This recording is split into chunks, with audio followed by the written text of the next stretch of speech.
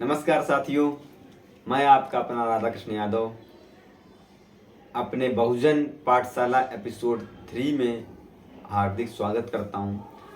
हमारे नायक बहुजन जयप्रकाश नारायण की जयंती है। उनको आज हम और आप उनकी जयंती पर उन्हें याद करते हैं।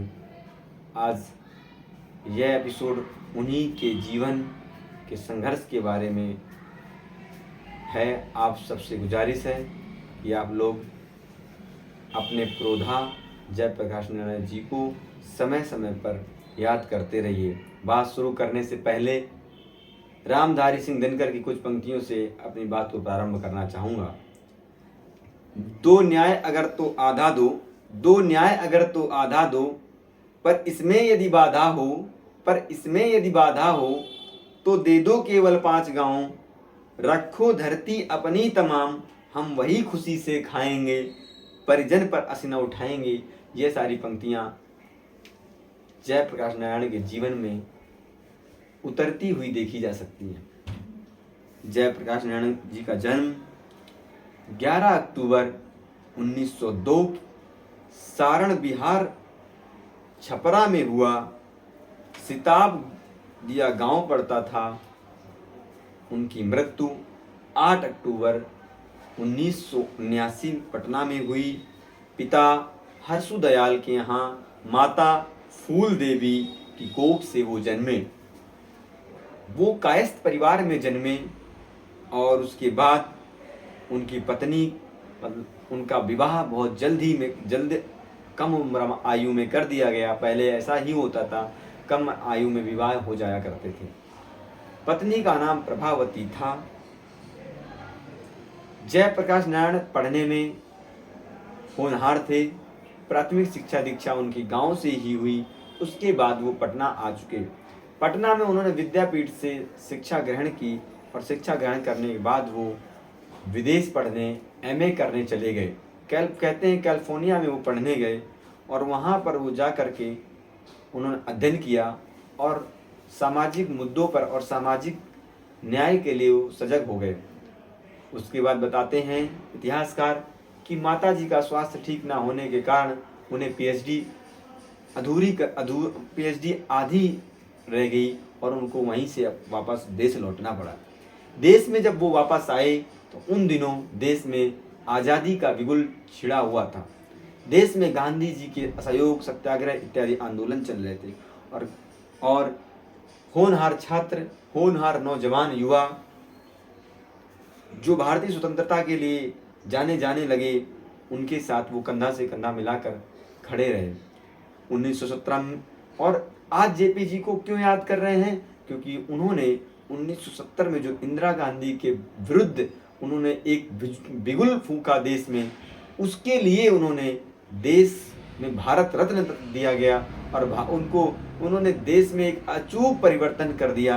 उसके बाद उनके नेतृत्व में कई सारे आंदोलन लड़े गए और उनका एक ही मकसद था कि कैसे इंदिरा जी को पदच्युत करना है। क्योंकि इंदिरा जी ने उस समय देश में जो माहौल बनाए, शायद वह कोई ही भूल सकता है। साथियों, इंदिरा जी के बाद उन्होंने संपूर्ण क्रांति का नारा दिया और स्वतंत्रता संग्राम में हिस्सा लिया और वो किसके नेता बने? जनता दल पार्टी के नेता बने। उसके बाद उनकी शिक्षा, जैसा कि मैंने बताया, कैलिफोर्निया यूनिवर्सिटी समाजशास्त्र से उन्होंने एमए किया और उसके बाद वो पीएचडी करना चाह रहे थे, लेकिन पीएचडी उनकी पूर्ण ना हो सकी माताजी का अस्वस्थ होने के कारण। उसके बाद वो प्रभावित किससे हुए? कार्ल मार्क्स के समाजवाद से वो अधिक प्रभावित हुए। इसलिए प्रभावित हुए कि समाज में जो ऊंच नीच गैर बराबरी है उसको वो दूर करना चाहते थे। ऐसा आज भी होता है। जो विद्यार्थी, जो छात्र उच्च शिक्षा में अध्ययन कर लेता है या अच्छे विश्वविद्यालयों में अध्ययन कर लेता है तो वो जात पात भाईचारा बना के रखता है, जात पात को छोड़ देता है, जात की कुरीतियों में नहीं बनता है। वह सामाजिक न्याय के लिए खड़ा हो जाता है। वह चाहे किसी भी समाज में पनपे, किसी भी समाज में जन्मे। ये होता है अच्छे विश्वविद्यालयों से पढ़े जाने का फायदा। जवाहरलाल नेहरू से वो मिले। जब वो देश वापस आए तो नेहरू से मिलकर उन्होंने कहा कि मैं आपकी स्वतंत्रता में हिस्सा बनना चाहता हूँ। देश की स्वतंत्रता में मैं आपका सहभागी बनना चाहता हूँ। उसके बाद वो 1932 में गांधी, नेहरू तथा अन्य नेताओं के साथ जेल गए। जेल जब ये नेता चले गए तो देश का नेतृत्व किसके हाथों में रहे?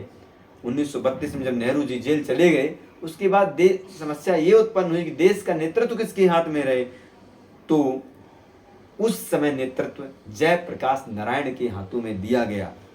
उसके बाद वो मद्रास से वापस पंजाब जा रहे थे। इस दौरान उन्हें अंग्रेजों ने गिरफ्तार कर लिया। साथियों, जब गिरफ्तार कर लिया उसके बाद उन्होंने कई वर्षों तक अपना जीवन जेलों में काटा। उसके बाद वो वहाँ से गांधी जी का उदय हुआ। गांधी जी से अंग्रेज मिले। अंग्रेजों ने कहा कि हम इनको नहीं छोड़ेंगे, लेकिन गांधी जी की शर्त ही थी कि जेपी और लोहिया और नेहरू की जब तक गिरफ्तारी को वापस नहीं किया जाएगा, खारिज नहीं किया जाएगा, तब तक हम आंदोलन को बंद नहीं करेंगे। अर्थात उसके बाद लोहिया जी, गांधी जी और जेपी जी सब ने मिलकर के देश की आज़ादी में एक अलग भूमिका निभाई और आज हम स्वतंत्रता से बैठे हुए हैं। 1946 में जब वो रिहा हुए, उसके बाद 1948 में वो समाजवादी दल का नेतृत्व किया। उन्होंने कांग्रेस में एक हुआ करता था समाजवादी दल, तब उन्होंने नेतृत्व किया। उसके बाद गांधी जी के साथ मिलकर उन्होंने समाजवादी सोशलिस्ट पार्टी की स्थापना की। समाजवादी सोशलिस्ट पार्टी की स्थापना की। आज उनके नाम पर आधुनिक पार्टियां कह सकते हैं रोटियां सेक रहे हैं। लेकिन ऐसा क्या हुआ कि धीरे धीरे नारायण जी को लोग विस्मृत करते हुए गए। उसका मूल कारण यह है कि हम उनके विषय में अध्ययन नहीं कर रहे। हमें अध्ययन करना पड़ेगा। अपने पुरोधाओं को पढ़ने से हम समाज में एक नई क्रांति ला सकते हैं। साथियों, गुजरात के पुलिस फ्रंट उन्होंने चुनाव जीता। 19 अप्रैल 1954 में वो गया बिहार में विनोबा भावे के सर्वोदय आंदोलन में भी उन्होंने हिस्सा लिया। सर्वोदय से मतलब यह था कि सबका उदय हो, सभी को एक प्रतिनिधित्व मिल सके, सभी का समान अवसर मिल सके, सभी को रोटी मिल सके, सभी को भाईचारा सभी के बीच पनप सके। ऐसा उनका मकसद था। एक बीच में ऐसा भी अवसर आया कि उन्होंने कहा कि हम राजनीति से दूर जाना चाह रहे हैं। उनके विचार 1957 में जब यह आया, उन्होंने कहा कि हम राजनीति से विदा लेना चाह रहे हैं। लेकिन लोगों के अंदर इतने वो भर चुके थे, लोगों में इतना वो प्यार उनके प्रति बन चुका था। कहते हैं ना, किसी नेता के प्रति अगर जनता का प्यार है तो उसको बार बार संसद और विधानसभा, विधान परिषद इत्यादि में वो जाने का अवसर प्रदान करता है। ऐसे ही जब जेपी जी ने कहा कि अब राजनीति से हम दूर होना चाहते हैं, तो जनता ने कहा हम आपको राजनीति से दूर होना नहीं देना चाहते। 1960 में वो वापस पुनः राजनीति में आए। उसके बाद उन्होंने आह्वान किया संपूर्ण क्रांति का। साथियों, यही संपूर्ण क्रांति जेपी को जयप्रकाश नारायण बनाती है, एक ऐसा नायक बनाती है कि देश में आज भी वो प्रासंगिक हैं। साथियों, 15 जून 1975 में उन्होंने पटना के गांधी मैदान में एक विशाल समूह छात्रों को संबोधित करते हुए कहा कि आज से ही देश में संपूर्ण क्रांति होकर रहेगी। संपूर्ण क्रांति देश में अगर जब आएगी तभी देश में अचूक परिवर्तन हो जाएंगे। भ्रष्टाचार मिटाना, उनके संपूर्ण क्रांति के मूल कारण थे भ्रष्टाचार को मिटाना, बेरोजगारी को दूर करना, शिक्षा में क्रांति लाना, एकता की, बंधुत्व की भावना, भाईचारा को बढ़ाना। और ये सब मूल तभी हो सकते हैं जब देश में समाजवादी पंथ स्थापित होगा। संपूर्ण क्रांति की स्थापना तभी सक्षम हो पाएगी जब देश में ये सब चीजें बढ़ती जाएंगी। उसके बाद साथियों, जब वो जैसे जैसे उन्होंने आगे बढ़े, उसके बाद उन्होंने महिलाओं के ऊपर, नौजवानों के ऊपर हो रहे शोषण के विरुद्ध उन्होंने आवाज उठाई और कहा कि शोषण अगर किसी के साथ भी होगा तो वहां पर आप जयप्रकाश नारायण को खड़े होते पाओगे। जहां जेपी जी की जो 7 क्रांतियों का उल्लेख किया गया है वो थी राजनीतिक, आर्थिक, सामाजिक, सांस्कृतिक, बौद्धिक, शैक्षणिक व आध्यात्मिक क्रांति।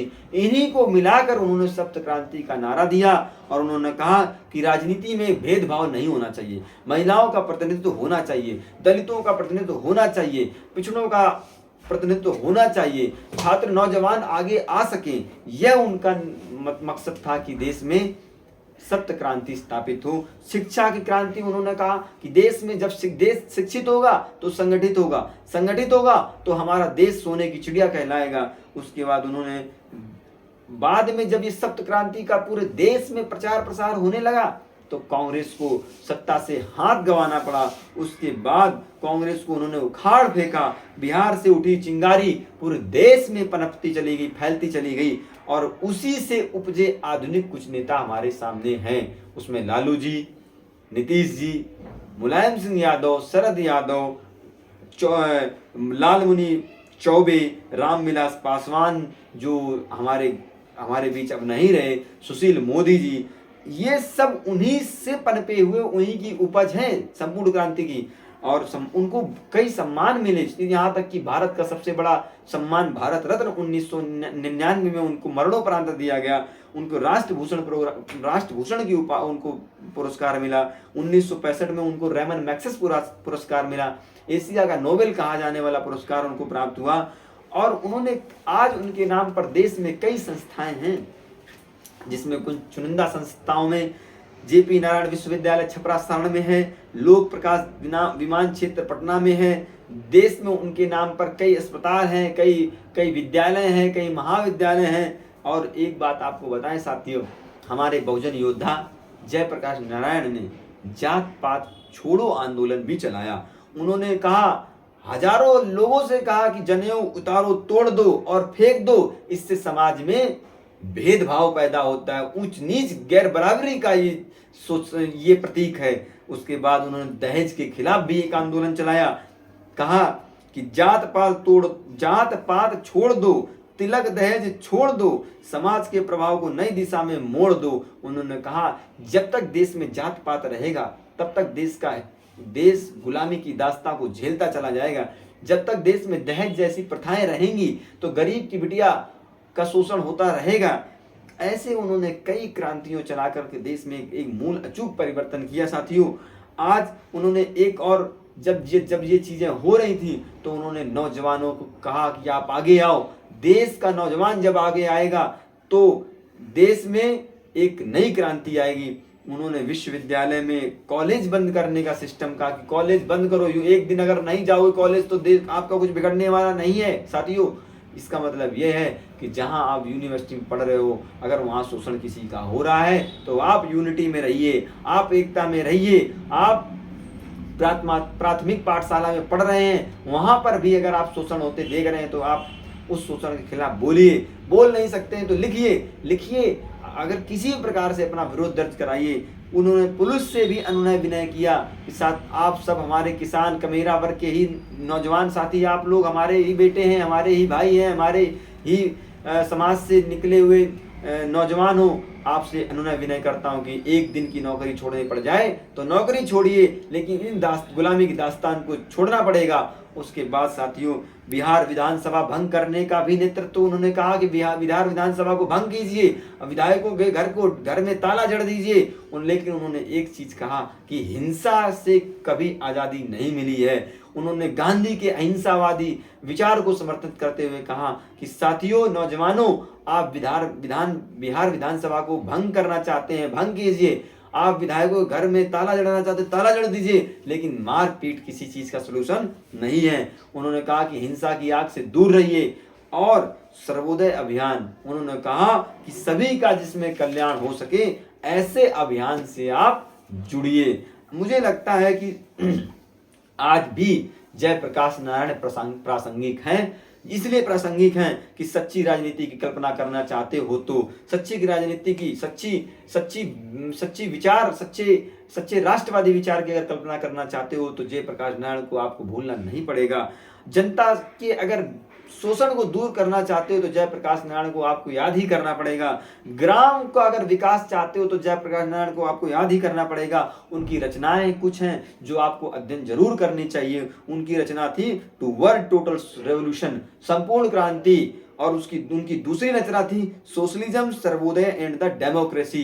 तीसरी रचना थी my picture of socialism, why socialism, ये सारी रचनाएं उनकी थी। आप सब इनको पढ़िए और आप अपने जेपी को जान सकेंगे, और जेपी को जान जाएंगे तो संपूर्ण क्रांति आप भूल नहीं पाएंगे। कहीं भी रहेंगे शोषण के खिलाफ जबरदस्त बोलेंगे, और जब बोलेंगे तो जनता आपके साथ खड़ी होगी, और जनता आपके साथ खड़ी हो गई तो जनता ही इस देश की दिशा और दशा तय करती है। अगर जनता आपके साथ खड़ी हो गई तो अच्छे अच्छे तानाशाहों को झुकना पड़ेगा, जो कि जयप्रकाश नारायण ने झुकाया।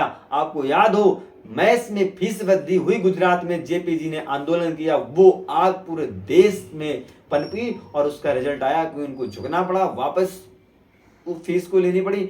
मुझे लगता है आप सबसे गुजारिश है, जयप्रकाश नारायण के बताए हुए पद चिन्हों पर चलने का प्रयास कीजिए, ताकि देश की दशा दिशा, महिला, नौजवान, बेरोजगार, दलित, शोषित, पीड़ित, वंचित को हक मिल सके। इसलिए जयप्रकाश नारायण आज भी प्रासंगिक हैं। और जो आप देख रहे हैं आजकल के नेताओं को, जयप्रकाश नारायण के नाम पर जो राजनीति हो रही है, उसमें आपको विचार करने की जरूरत है कि जेपी क्यों प्रासंगिक हैं। मैं अपनी बात को यहीं विराम देता हूं।